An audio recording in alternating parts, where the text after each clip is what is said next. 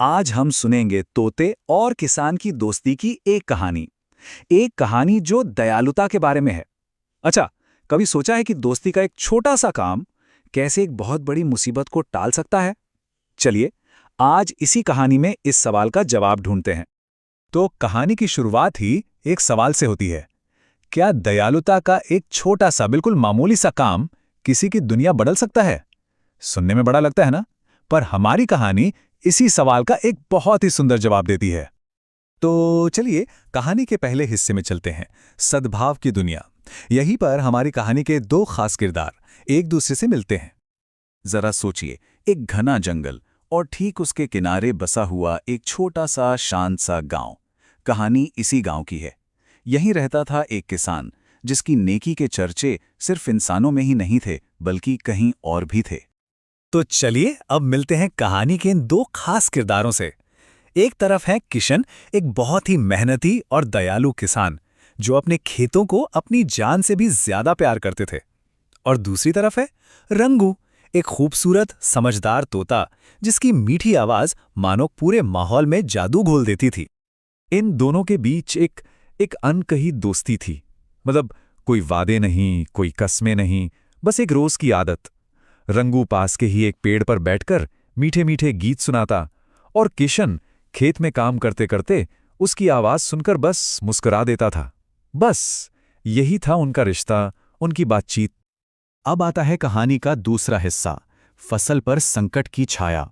और जैसा कि अक्सर कहानियों में होता है, ये शांति ज्यादा दिन तक टिकने वाली नहीं थी।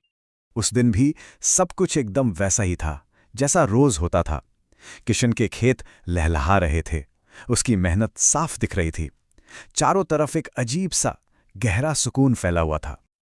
और फिर अचानक उस सुकून को छीड़ती हुई एक आफत आ धमकी। कीड़ों का एक बहुत बड़ा, एक विशाल झुंड उसने किशन के खेतों पर धावा बोल दिया। ऐसा लग रहा था मानो वो उसकी महीनों की मेहनत को बस कुछ ही पलों में निगल जाएंगे। किशन ने बेचारे ने क्या कुछ नहीं किया, अपनी फसल बचाने के लिए हर तरीका आजमाया, पर वो कीड़े, उनकी तादाद इतनी ज्यादा थी कि उसकी कोई भी कोशिश काम नहीं आ रही थी। वो बस बेबसी से अपनी आंखों के सामने अपनी पूरी मेहनत को बर्बाद होते देख रहा था। तो अब आता है कहानी का तीसरा और सबसे दिलचस्प हिस्सा, तोतों की अनोखी योजना। जब इंसान की सारी कोशिशें फेल हो गईं, तब बारी थी दोस्ती के इम्तिहान की। पेड़ पर बैठा रंगू अपने दोस्त किशन को इस तरह टूटते हुए देख रहा था। उससे ये सब देखा नहीं गया। उसने तय कर लिया कि वो चुप नहीं बैठेगा। उसने फौरन जंगल के सारे तोतों को इकट्ठा किया और मिलकर एक प्लान बनाना शुरू कर दिया। तो सवाल यही था कि जहां इंसान की हर कोशिश हार मान चुकी थी, जहां सारी उम्मीदें खत्म हो चुकी थीं, वहां क्या कुछ छोटे छोटे पक्षी मिलकर कोई चमत्कार कर सकते थे? और जवाब था हाँ। जवाब था एकता की ताकत में। एक दो तोते नहीं, बल्कि सैकड़ों तोतों की एक पूरी फौज, एक विशाल झुंड किशन की मदद के लिए तैयार था। अगली सुबह जो नजारा था वो वाकई देखने लायक था। पूरा आसमान जैसे हरे रंग के बादलों से ढक गया था। ये तोतों का वही झुंड था। उन्होंने एक साथ किशन के खेत पर धावा बोला और एक एक कीड़े को चुन चुनकर खत्म कर दिया। देखते ही देखते कुछ ही घंटों में पूरा खेत पहले की तरह बिल्कुल साफ और सुरक्षित था। चलिए अब चलते हैं कहानी के चौथे भाग की ओर, दोस्ती का असली इनाम। क्योंकि संकट तो टल गया था, पर असली कहानी तो अब शुरू होनी थी। किशन की आंखों में खुशी के आंसू थे। वो रंगू के पास गया, उसका शुक्रिया अदा किया और बोला, रंगू, तुमने तो मेरी पूरी दुनिया उजड़ने से बचा ली। बस ये बताओ, मैं तुम्हें इसके बदले में क्या दे सकता हूं? मैं तुम्हारा ये एहसान कैसे चुका सकता हूं?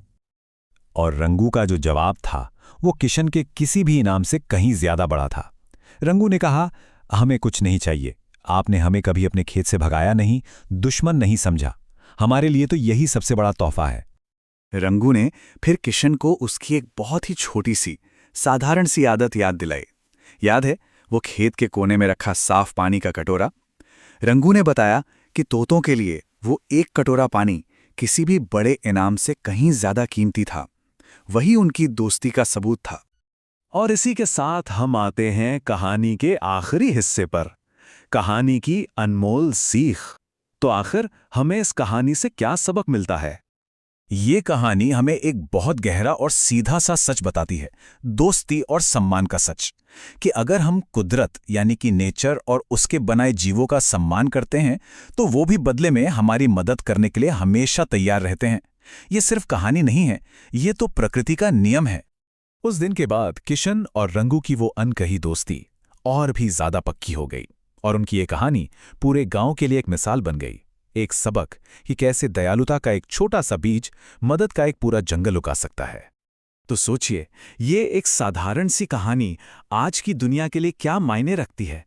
इस भाग-दौड़ भरी जिंदगी में हम अक्सर अपने आसपास के कुदरत को, उसके छोटे-छोटे इशारों को नजरअंदाज कर देते हैं। तो सवाल यही है कि क्या आज हम अपने रंगू के लिए वो एक कटोरी पानी रख रहे हैं? ये एक ऐसा सवाल है जिसका जवाब हम सबको अपने अंदर ही खोजना होगा।